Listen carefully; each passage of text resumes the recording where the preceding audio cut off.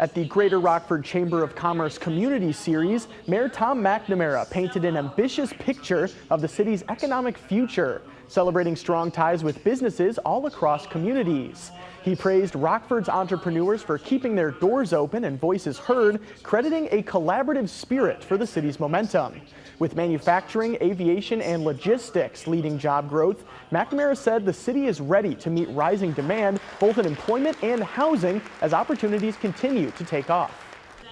It certainly is, but it also creates other challenges, right? So the more people you bring in for businesses, the more housing that you need. So we have a pretty lofty goal of creating or preserving 6,000 to 9,000 housing units by 2035.